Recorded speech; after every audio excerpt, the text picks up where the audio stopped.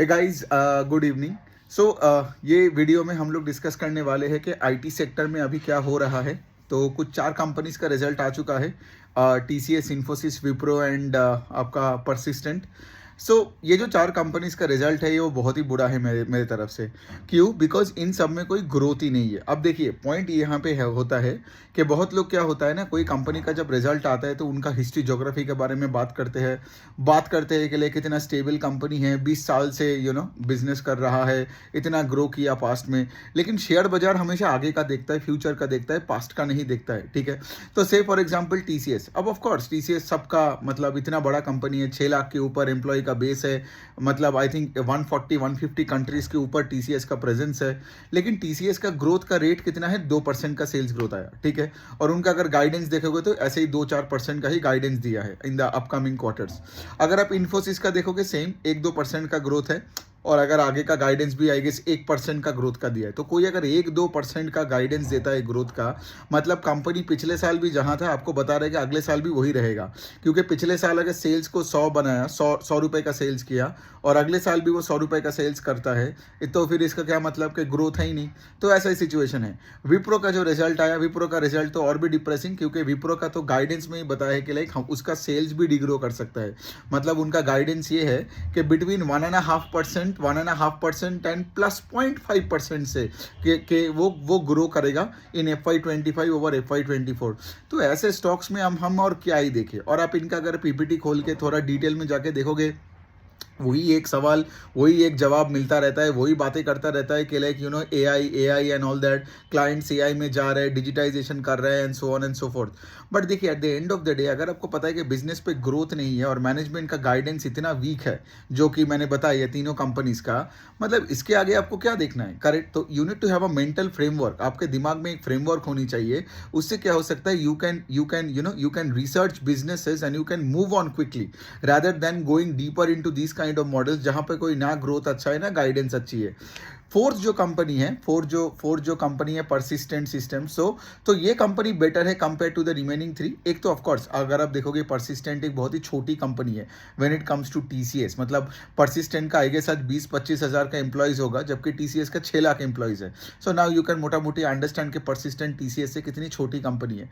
लेकिन ऑफकोर्स छोटी कंपनी है तो उसमें हायर पेस ऑफ एक ग्रोथ आया। तो परसिस्टेंट का आज जो रिजल्ट आया, ठीक है, वो 15% का 14-15% का सेल्स का ग्रोथ दिया। ठीक है, और मैनेजमेंट का भी वही है कि लाइक आगे जाके कुछ ऐसा ही ऊपर नीचे करके नंबर्स आएंगे। अब अगर आप परसिस्टेंट को देखोगे तो of course at a stand alone level में अगर आप देखोगे, अगर मुझे इन चारों में से चुनना है तो मैं परसिस्टेंट को चुनूंगा।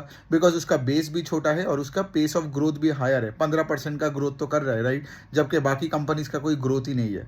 बट यहाँ पे आपको एक चीज देखना पड़ेगा कि लाइक देखिए, कोई भी इन्वेस्टर का कैपिटल तो लिमिटेड होता है, हर जगह तो पैसा फेंक नहीं सकता है। मुझे जो लगता है वो है कि परसिस्टेंट का जो डील है वो उतना अट्रैक्टिव नहीं है इन अ वे के लाइक आज भी अगर आप देखोगे FY24 का उनका जो अर्निंग्स है, या चलो अगर आप 15% का ग्रोथ भी ले लेते हो पैट का या ईपीएस का, तो FY25 अर्निंग्स में वो स्टॉक 50-55 टाइम्स ट्रेड हो रहा है आज। ठीक है, सो 50-60 के आसपास का पी मैं दूँ फॉर 15% का ग्रोथ, मैं तो इसमें उतना इंटरेस्टेड हूँ नहीं। देखिए कोई स्टॉक रिकमेंडेशन नहीं है, आप लोग मुझे बोलते रहते हो ना कि लाइक वैल्यूएशन का बात करो, सो ऑन एंड सो फोर्थ, तो मैंने थोड़ा बहुत किया। अब बात यहाँ पे आता है कि देखो यहाँ पे एक और कॉन्सेप्ट आपको समझना है। आप देखोगे परसिस्टेंट का पी टीसीएस, इन्फोसिस और विप्रो से ज़्यादा है। टीसीएस, इन्फोसिस और विप्रो का पी आई गेस 20 और 30 के बीच में होगा, जबकि परसिस्टेंट का पी 50 के आसपास है। ये क्यों है? बिकॉज परसिस्टेंट का पेस ऑफ ग्रोथ भी ज़्यादा है ना, क्योंकि वो 15% से ग्रो कर रहा है सेल्स को, जबकि बाकी तीनों कंपनी का कोई ग्रोथ नहीं है। सो इसी वजह से आप देखोगे मार्केट में जो कंपनी, क्योंकि मैंने क्या बोला कि लाइक मार्केट हमेशा ग्रोथ के पीछे भागता है, साइज के पीछे नहीं। क्योंकि अगर साइज बहुत इंपॉर्टेंट होता तो ये परसिस्टेंट का पी से ज़्यादा पी होता टीसीएस का। लेकिन मार्केट को भी पता है टीसीएस कभी परसिस्टेंट के रेट में ग्रो नहीं कर पाएगा और इतना बड़ा बन गया है। आप कोई भी सेक्टर में जाके देख लो, जैसे फॉर एग्जाम्पल आप देखोगे एचडीएफसी बैंक में भी ये लागू होता है कि उनका प्राइस टू बुक सस्ता दिख रहा है। क्यों? बिकॉज मार्केट को भी समझ में आ गया, बिकॉज बिकॉज ये मर्जर के बाद उनका पेस ऑफ ग्रोथ 15-16% ही होगा। पहले का जो 20-25% होता था वो नहीं हो सकता है on such a huge scale, है ना। तो बात यहाँ पे आता है कि लाइक अगर आप देखोगे, क्योंकि बहुत इन्वेस्टर्स क्या करते हैं ना, गलती से पहले ही वो वैल्यूएशन मैट्रिक्स देखते हैं और वो सस्ता देख के ये इन्फोसिस और टीसीएस खरीद लेते हैं। उनको लगता है कि 20 के पी में मिल रहा है और सस्ता ही है, लेकिन वो सस्ते के पीछे एक रीज़न है और वो रीज़न यही है कि उस कंपनीज में कोई ग्रोथ नहीं है।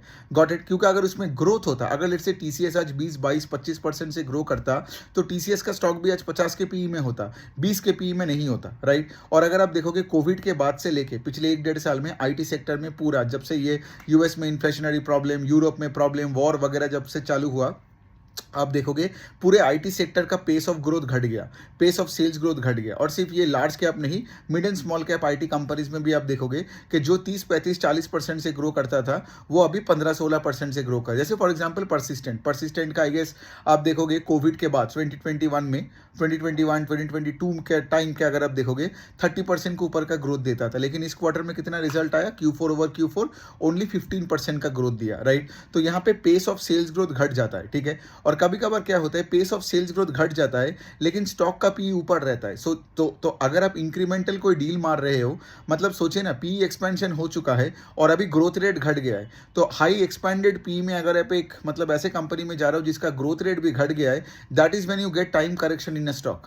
अब आप बोलोगे ये स्टॉक गिरेगा कि नहीं, वो मुझे पता नहीं, ऑफकोर्स किसी को पता नहीं होगा गिरेगा कि वही रहेगा, लेकिन मैं एक ही चीज़ बोलता हूँ कि एक अगर कोई भी अगर आप देखोगे टीसीएस हो, इन्फोसिस हो, विप्रो हो, ये उतना गिरता भी नहीं है। क्यों? बिकॉज ये लोग कॉन्स्टेंटली डिविडेंड देता है, बाईबैक्स डिक्लेयर करते हैं, गॉट इट। तो इससे क्या होता है ना, इनके पास कुछ ना कुछ वो शेयर होल्डर्स टिके ही रहते हैं। लेकिन हम यहाँ पे स्टॉक मार्केट में थोड़ी अपने पैसे देके डिविडेंड में वही पैसे वापस लेने आए हैं। हमको तो अगर पैसा दिए है तो हमको उसको तो मतलब मल्टीप्लाई करनी है ना। मतलब अगर अपने 100 रुपये दिए और हर साल 10-10 रुपये का डिविडेंड दिए और कैपिटल एप्रिसिएशन हुआ नहीं, तो आप बेटर एफडी कर लो, है ना। एफडी जैसा ही स्टॉक है आज आपका विप्रो, इन्फोसिस टाइप की कंपनी।